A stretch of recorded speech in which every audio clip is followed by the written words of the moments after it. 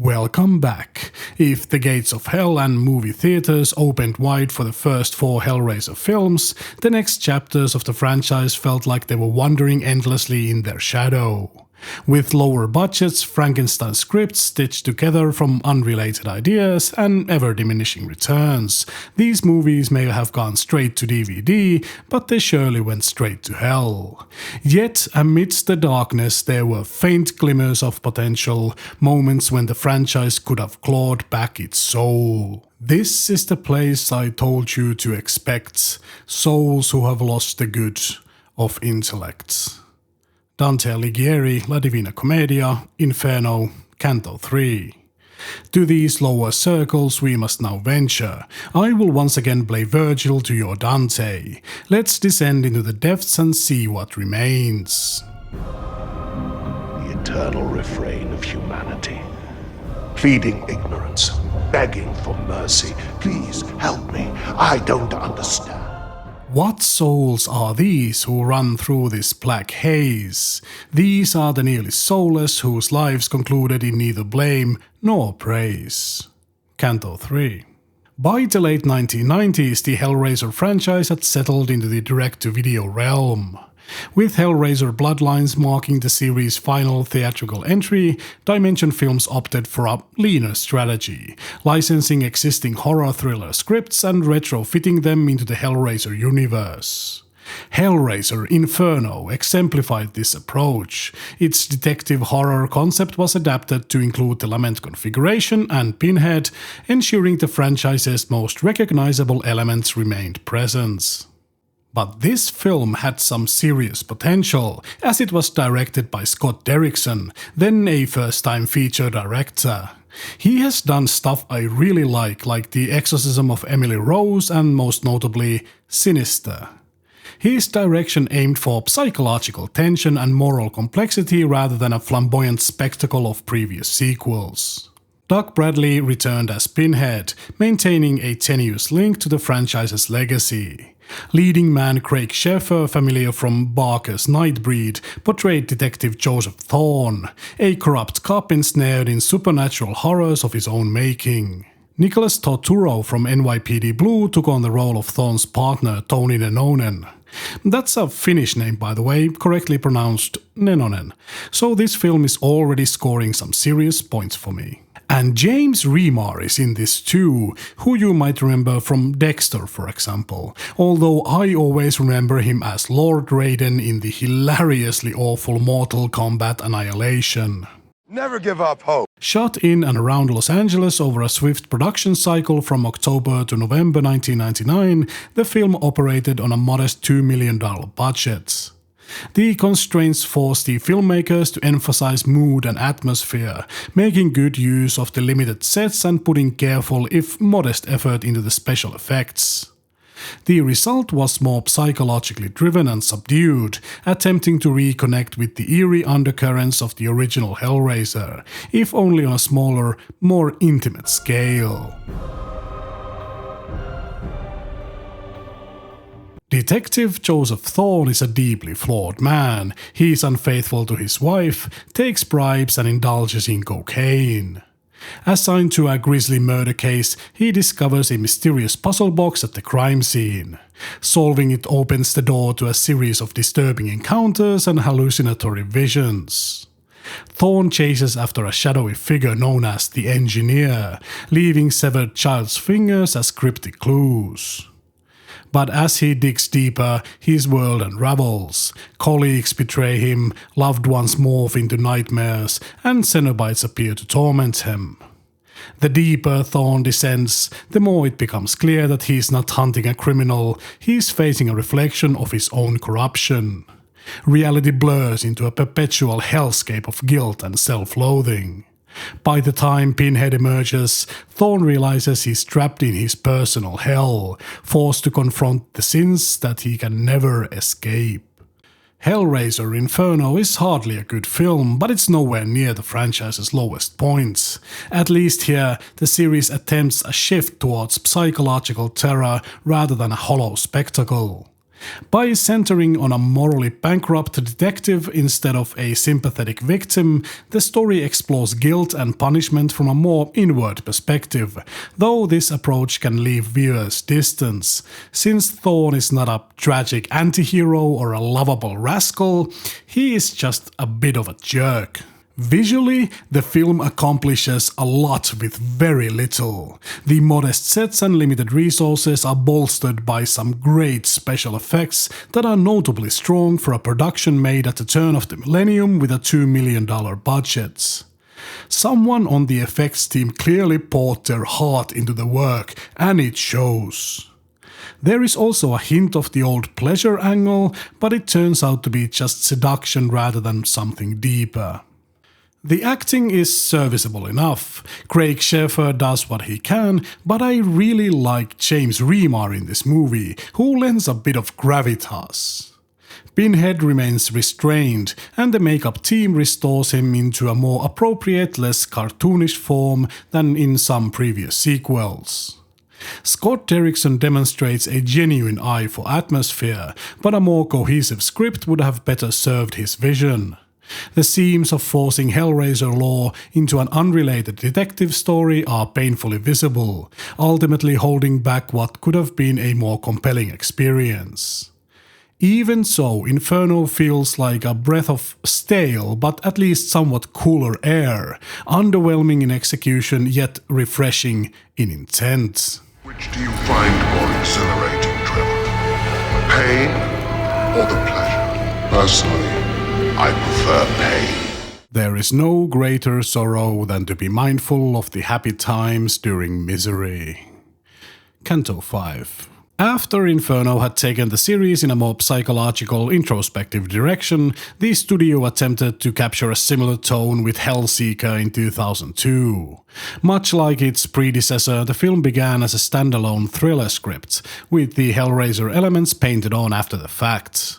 The prevailing formula, reused the brand's iconic imagery to boost a smaller-scale horror story, remained firmly in place. The biggest draw this time was the return of Ashley Lawrence as Kirsty Cotton. Her reappearance suggested an attempt to reconnect with Hellraiser's roots and lure back longtime fans disappointed with the increasingly distant sequels. Doug Bradley still reprised his role as Pinhead, and the rest of the cast included Dean Winters, that's Ryan O'Reilly from Oz, as Trevor, a husband struggling with memory lapses and mounting horrors after a tragic car accident. Rick Bota, a cinematographer turned director who would also helm the following two movies, took the reins this time, aiming to craft a moody, enigmatic story with an emphasis on psychological dread rather than elaborate gore or set pieces. Production took place mostly in Vancouver, a common filming location that offered cost-effective production values and suitably overcast atmosphere. This production strategy meant focusing on the internal turmoil of the characters. Most of the horrors unfold as disjointed visions, nightmares, and creeping paranoia rather than overt gore. The talented makeup and effects teams returned, working with similar constraints as in Inferno.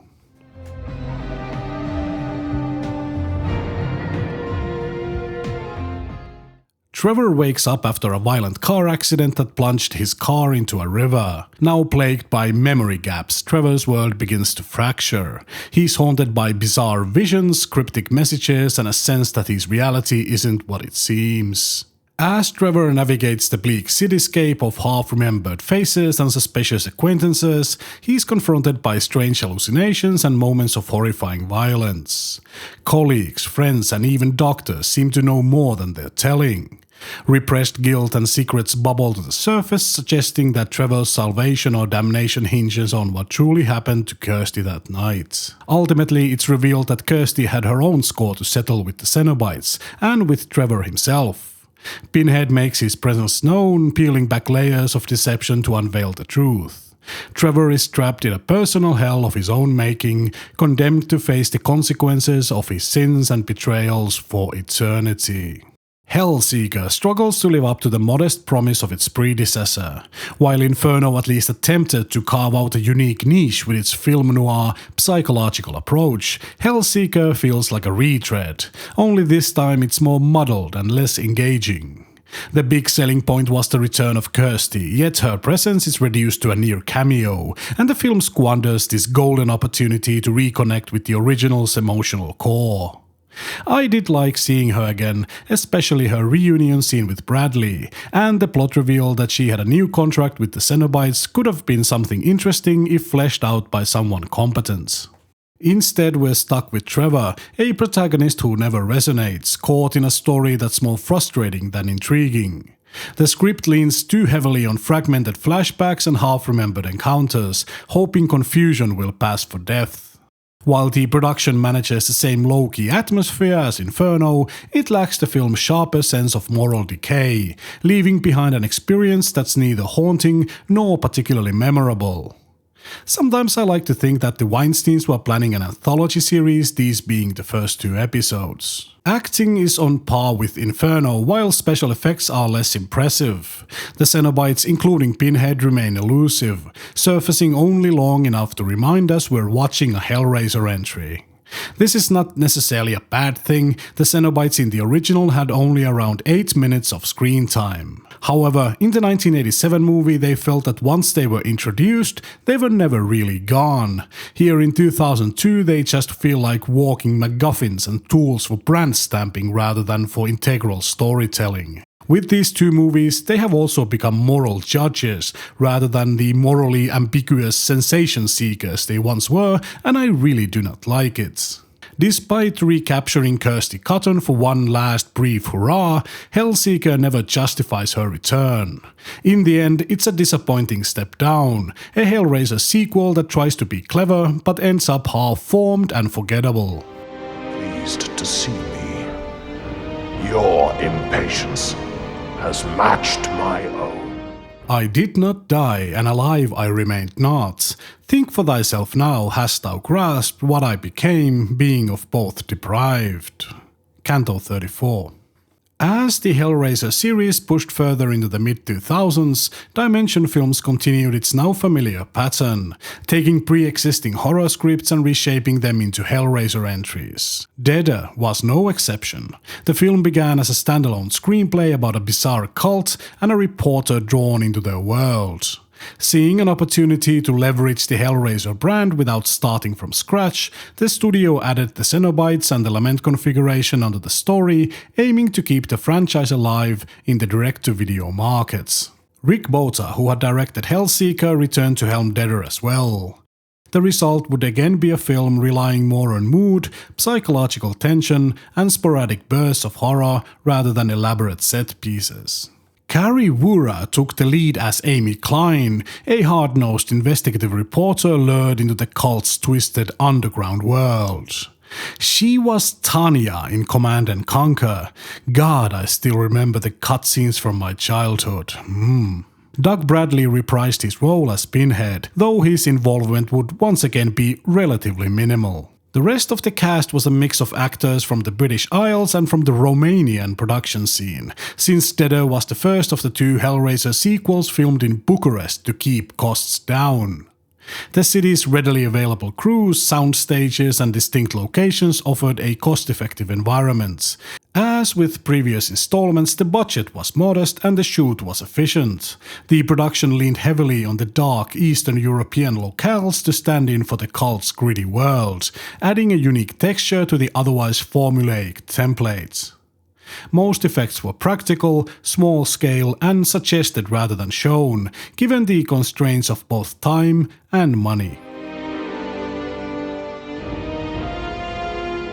Amy Klein is an ambitious investigative journalist known for chasing dangerous stories. She's dispatched to Bucharest after a disturbing videotape surfaces showing a bizarre cult called the Deaders, seemingly resurrecting the dead.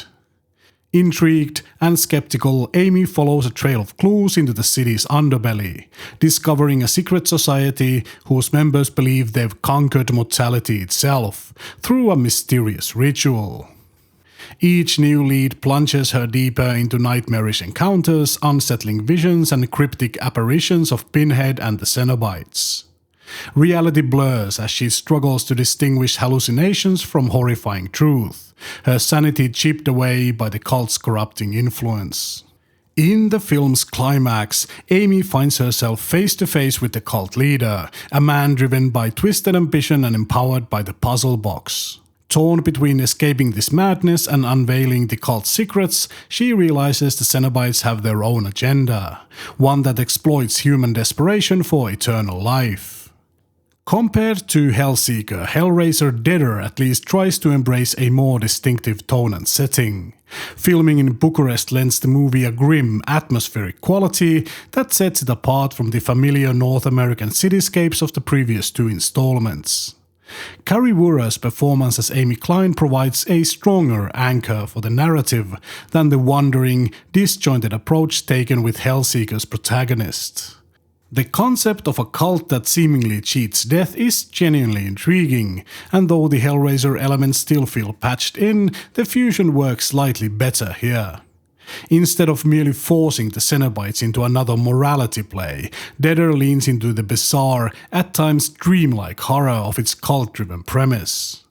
Pinhead remains more of a guest star than a central figure, but these sporadic appearances feel slightly more organic than in Hellseeker. None of this is to say Deader is a good movie. The film still suffers from the core problem of reusing the Hellraiser name to sell a story that wasn't built for it, and the production constraints keep the grand ideas from fully blossoming. Still, for a direct-to-video sequel in this era, it stands as minor improvements, an entry that, while hardly recapturing the series' original power, at least offers a slightly fresher flavor of dread. Get it all out. If the movie will not strive nor try, then why should I exhaust my time supply? For hours I labor to write and refine, while its creators left no fucking effort behind. I'm sure Dante would have said that if he ever saw this movie. I'm getting too old for this, let's just get it done. Hellworld emerged in 2005 as the second film of the production deal shot back-to-back in Romania, taking advantage of cost savings and readily available Eastern European film infrastructure. Rick Bota returned once again in the director's chair, now on his third consecutive Hellraiser entry. This time the script leaned into a meta angle, framing the Hellraiser mythos as a game, an attempt to reflect early 2000s internet culture and the then trendy fascination with online role-playing and horror-themed websites. Think Halloween Resurrection. The cast included some rather notable mentions. Henry Cavill is in this, years before Superman and Witcher. They even got Lance Henriksen, a veteran known for so many great things like Aliens and the TV series Millennium, which are very close to my heart. The original choice for Frank Cotton in the original, his presence lent some credibility and gravitas to the production, elevating it beyond the anonymity of the most DTV-sequels. Finally, Doug Bradley returned as Pinhead for one last time. Production took place in and around Bucharest, utilizing an old mansion and moody European exteriors to stand in for the mysterious house where the main characters are lured into a horror-themed party. The film's modest budget and quick turnaround meant fewer elaborate effects and more conventional jump scares and gore tactics. The Cenobites were given a handful of scenes, just enough for a few memorable visuals, but the focus was on a cast of young, internet-savvy characters who find themselves trapped in a literal and figurative nightmare. So let me get this straight. I love Hellraiser, I'm a bit of a gamer, they got Lance Henriksen, Henry Cavill and Doug Bradley. Is this going to be good after all? No, it's not. Welcome to hell. The movie centers on a group of young friends who share an obsession with Hellworld, an online role-playing game inspired by the legend of the Lament configuration and the Cenobites. One of their close friends recently took his own life after becoming too immersed in this virtual nightmare, and while some feel guilty, others have moved on, at least until they receive mysterious invitations to a special Hellworld-themed party. The group arrives at a remote Gothic mansion hosted by a cryptic, charismatic figure. This host promises an unforgettable night of thrills and adventure, luring them into a twisted game. As the partygoers explore the mansion's hidden chambers, they encounter horrifying visions, peculiar relics and little nods to the Hellraiser mythos. Before long, they begin to vanish one by one. Shocking twists reveal that the group's fixation with the Cenobites has made them pawns in a cruel, elaborate trap, and the host is behind it all. As the survivors try to escape, Pinhead and his minions appear. Ultimately, the true motives of the host are laid bare, and the victims realize they've been manipulated into a waking nightmare. Hellraiser Hellworld is a shallow cash-in that fails to capture the unsettling essence of the early franchise. Instead of the twisted moral complexity and the haunting visuals that defined the original films, it serves up a clumsy, early 2000s attempt at internet horror, complete with contrived setups, dull jump scares, and an atmosphere that feels more like cheap Halloween attraction than a journey into forbidden darkness. The Cenobites, once enigmatic figures of pain and pleasure, are reduced to hollow cameos, and this is not the send-off the poor Doug Bradley would have deserved. The one bright spot is Lance Henriksen. His presence brings a modicum of dignity to an otherwise forgettable cast of cookie-cutter characters. Even so, not even Henriksen's genre-savvy gravitas can salvage a story that relies on weak twists and outdated techno gimmicks. Henry Cavill might be a big name today, but here he is just a name in the credits and a forgettable face on the screen. A film like this could still be cheap, guilty pleasure fun, but Hellworld fails even in that. It tries to be a Hellraiser movie for the edgy internet generation without understanding either one. The most complimentary thing I can say is that the director did manage to create 3 movies that all feel quite different from one another. For fans of the series, Hellworld is a frustration, a final tumble down the rabbit hole of direct-to-video mediocrity. It's a film with nothing to say and even less to show, apart from 2 great actors in thankless roles. In the grand pantheon of Hellraiser misfires, this is one of the loudest duds, and it would take 6 years before Dimension films would be at it again. But that is a story for another video. Stay tuned!